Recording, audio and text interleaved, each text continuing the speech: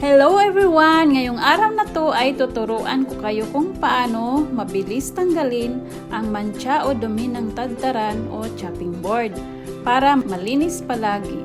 Tingnan. Ang mga kailangan ay kitchen bleach, guantes, face mask. First step, gumamit ng guantes at face mask para sa proteksyon sa matapang na amoy ng bleach.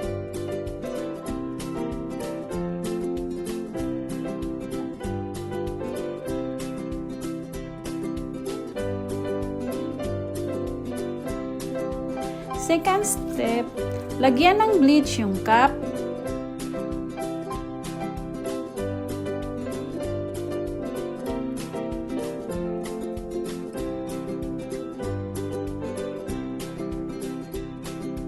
At dahan-dahang ibuhos doon sa part na may mantsa. Baliktarin sa kabilang side.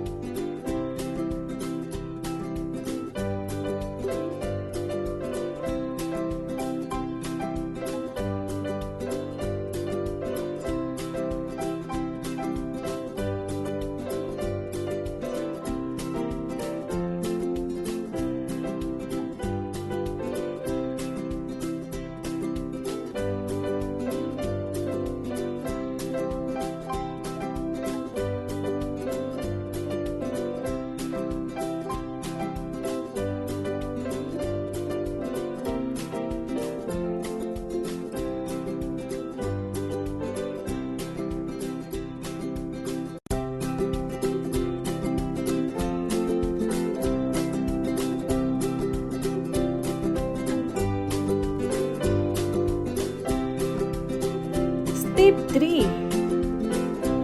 Ibilad sa araw ng mga 15 hanggang 20 minutos hanggang mawala ang mantsa.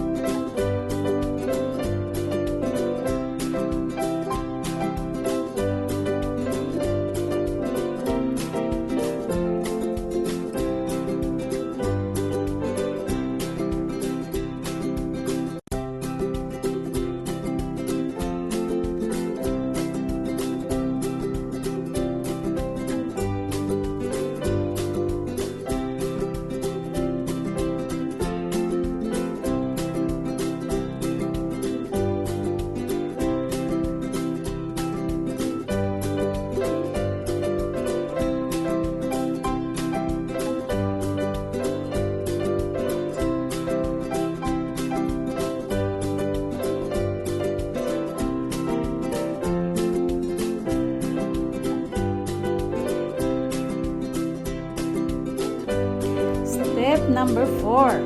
Hugasan ng mabuti gamit ang dishwashing soap at banlawang mabuti hanggang mawala ang amoy ng bleach.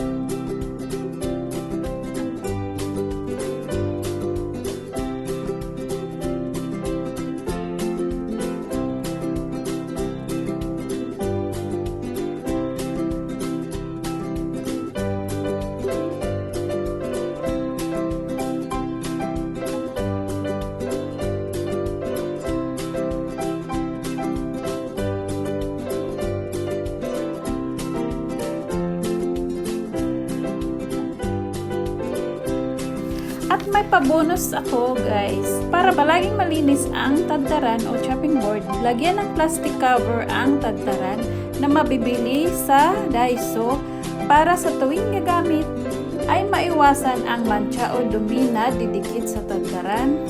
At iyon lang guys, maraming salamat. Sana magpatuloy kayong manood sa aming mga coming video. Thank you!